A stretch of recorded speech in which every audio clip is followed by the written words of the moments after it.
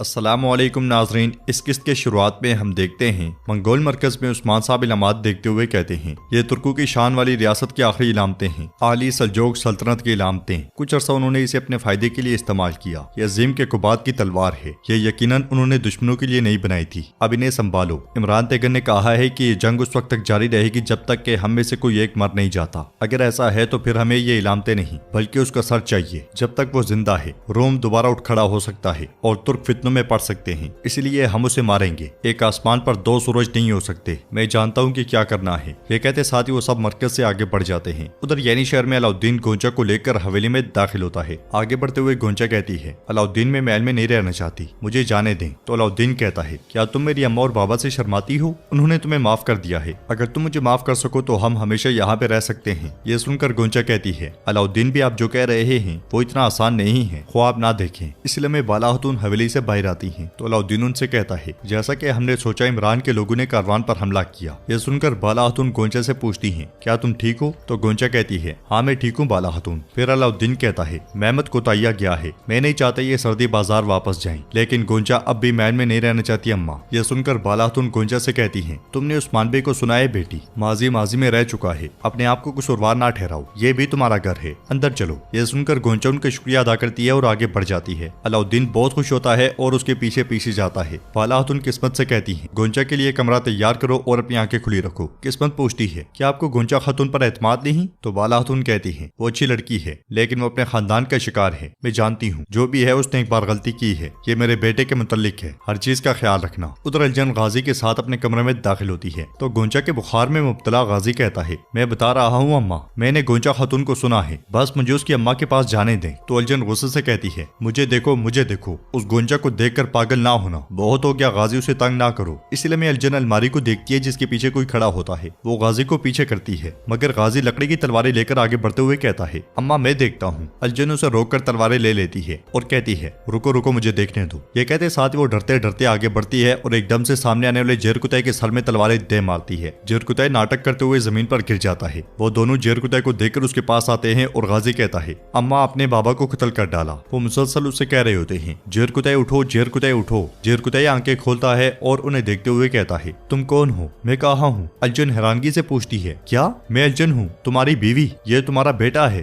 गाजी। गाजी को देखकर जेरकुतै एकदम से अदब से बैठ जाता है और सीने पर हाथ रखते हुए कहता है, उस्मान बे। ये सुनकर गाजी कहता है, बाबा को लगता है कि मैं उस्मान बे हूँ। अल्लाह का शुक्र है कि इन्हें उस्मान बे याद हैं, लेकिन लगता है कि हमें भूल गए हैं। ये देखकर अलजन कहती है, ओह मैंने इन्हें जोर से मार दिया। ये सुनकर गाजी परेशान होकर जेरकुतै से लपकते हुए कहता है, बाबा क्या आपको हम याद नहीं? कुछ देर जेरकुतै उसे देखता है मगर फिर एकदम से उसे उठाते हुए कहता है, मैं तुम्हें कैसे बोल सकता हूँ, मेरे शेर तुम्हारे बाबा वापस आ गए हैं। ये कहते साथ ही वो गाजी से बहुत प्यार करता है और गाजी भी उससे प्यार करता है। काफी देर तक उनका प्यार देखने के बाद अलजन कहती है, मेरा एक छोटा सा सवाल है, क्या मैं तुम्हें याद हूँ जेरकुतै? यह सुनकर जेरकुतै आंखें फाड़ फाड़ कर उसे देखता है मगर कुछ नहीं बोलता। अलजन तलवार उठाते हुए कहती है, मुझे देखो, अगर कहा कि मैं नहीं पहचानता तो मैं दोबारा जोर से मारूंगी। यह सुनकर जेरकुतै हंसते हुए कहता है, मेरी खातून मैं तुम्हें कैसे बोल सकता हूँ। ये कहते साथ ही वो उससे प्यार करता है। और दूसरी तरफ बाजार में फातिमा उस बहरी खातून के साथ आगे बढ़ रही होती है। फातिमा उससे कहती है, बाजार के बारे में जानो, अब से खरीदारी तुम करोगी, ठीक है?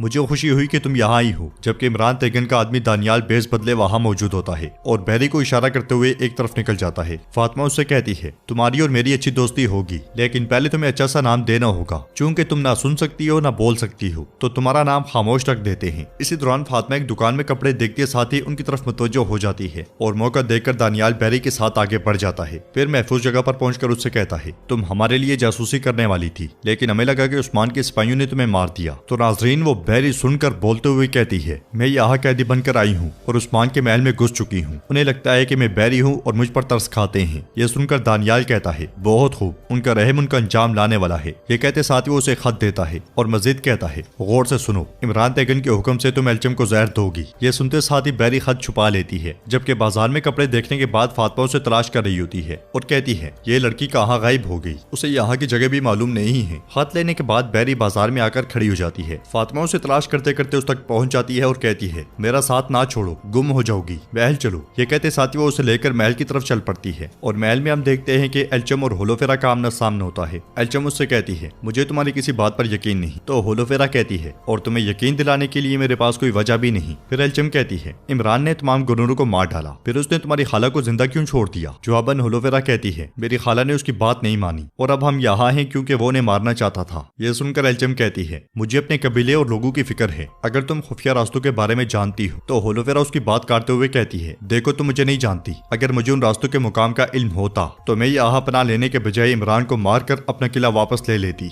तो एल्चम कहती है, ठीक है, अभी के लिए मुझे तुम पर यकीन है। उम्मीद है कि तुम जल्द अपने किले में वापस चली जाओगी। यह सुनकर होलोवेरा कहती है, देखो एल्चम, तुम मुझे एक हरीफ के तौर पर देखती हो, मगर तुम्हें ऐसे नहीं देखना चाहिए। मेरा वाहिद मकसद इमरान से अपने किले छुड़वा कर वापस जाना है। अब मुझे इजाजत दो। ये कहते साथ ही होलोवेरा आगे बढ़ जाती है। दूसरी तरफ जंगल में ओरहान होलोवेरा को याद कर रहा होता है। इसी दौरान वहाँ पे यूनुस एमरे आते हैं। उन्हें देखकर सब खड़े होकर सलाम पेश करते हैं और ओरहान कहता है, अल्लाह का शुक्र है जो आपको हमारे पास लाया। काफी वक्त हो गया है मुलाकात हुई। ये कहते साथ ही वो उनसे गले मिलता है और यूनुस एमरे कहते हैं, आप एक जंग से वापस आते हैं और दूसरे पर जा रहे होते हैं। हाँ ओरहान बे। तो ओरहान कहता है, मैं मुश्किल तरीन जंगों की तरफ जा रहा हूँ। मैंने रियासत के लिए एक अहम फैसला लिया है, लेकिन मेरे दिल में आग लगी है। अब प्यूस आग का सामना करने महल जा रहा हूँ। इस पर यूनुस एमरे कहते हैं, आपने हिजरत का इंतखाब किया। हाँ, हमारे नबी सल्लल्लाहु अलैहि वसल्लम काबे से बहुत प्यार करते थे। तमाम तकलीफ के बावजूद उन्होंने मक्का में रहने की कोशिश की, लेकिन तब मक्का में इस्लाम की दावत फैलाना मुमकिन नहीं था। चुनांचे वो मदीना हिजरत करके इस्लाम की तबलीग के लिए उन्होंने काबे से दूर रहने का इंतखाब किया और इस्लाम की सरबुलंदी मदीना में शुरू हुई। अब आप भी हिजरत कर रहे हैं। आपका दिल जल रहा है, लेकिन कौन जानता है कि ये जलना मुस्तकबिल में क्या अच्छी चीजों का बाइस बने, क्योंकि आपने इस्लाम के मकसद को अपने दिल के मामलात पर तरजीह दी। तो ओरहान कहता है, मेरा फर्ज है वो करना जो दो सरदारों के मुस्तकबिल के लिए लाजमी है। इस्लाम की सरबुलंदी के लिए मैं ऐसे 1000 दिल कुर्बान करने को तैयार हूँ। मैं तैयार हूँ, लेकिन वो। तो यूनुस एमरे कहते हैं, हर कोई अपने अमाल का खुद जिम्मेदार है। उनके इम्तिहान मुख्तलिफ हैं। ये इम्तिहान लोगों को हक के रास्ते पर लाने का बाइस बनता है। ये एक मौका है। हम में से हर एक को सिरात मुस्तकीम तलाश करने के लिए इस इम्तिहान से गुजरना होगा। रब हम सबको अपने नफ्स के ख्वाहिशात के साथ जदोजहद में फातेह बनाए। यह सुनकर ओरहान आमीन कहता है। उधर गार में उस्मान साहब के सिपाही अपने जख्मों का इलाज कर रहे होते हैं और आइकुत खाना बना रहा होता है। शामिल उसे बड़ी बड़ी सब्जियां काट कर देता है तो वो कहता है, अरे भाई ये क्या है, हम इसे खाएंगे? हम घोड़े थोड़ी ना हैं। तो शामिल कहता है, मैं इसे ज्यादा नहीं कर सकता भाई, मैंने खंजर का इस्तेमाल किया। जवाबन आइकुत कहता है, ये सरदार ने भी खाना है इसलिए कहा। इसी दौरान वहाँ पे आने वाले उस्मान साहब कहते हैं, आइकुत तुम्हारे सरदार ने महल में परवरिश नहीं पाई, हम ऐसी दावतों के आदी हैं, चलो खाते हैं। ये कहते साथ ही वो सब बैठकर खाना खाने लग जाते हैं। इसलिए में वहाँ पे एक सिपाही आता है और कहता है, जनाब इमरान तेगन का कोई सुराग नहीं मिला। तो उस्मान साहब कहते हैं, फिक्र ना करो, वो खुद हमें उस वक्त तलाश करेगा जब वो मरने के लिए तैयार होगा। चलो आ जाओ, खाने में शामिल हो जाओ। फिर आइकुत से कहते हैं, अरे आइकुत माशाल्लाह, मैं तुम्हें फौज का बावर्ची बनाऊंगा। ये सुनकर सब हंसने लग जाते हैं और आइकुत कहता है, नहीं जनाब, मुझे अपनी तलवार ही चाहिए। इस पर सुंगूर आगा उस्मान साहब से कहते हैं, आपका सिपाही बहुत बासलाहियत है, मुझे इसकी जरूरत है। जवाब उस्मान साहब कहते हैं, मैं जानता हूँ, अगर आप कहें तो फिर आप खाना बनाएंगे। तो सुंगूर आगा कहते हैं, ठीक है जनाब, जो आप चाहेंगे मैं वो करूंगा। खाना खाने के बाद उस्मान साहब कहते हैं, वो इलामतें लेकर आओ। ये सुनते साथ ही आइकुत चला जाता है और नाजरीन एपिसोड भी इख्तिताम पजीर होती है।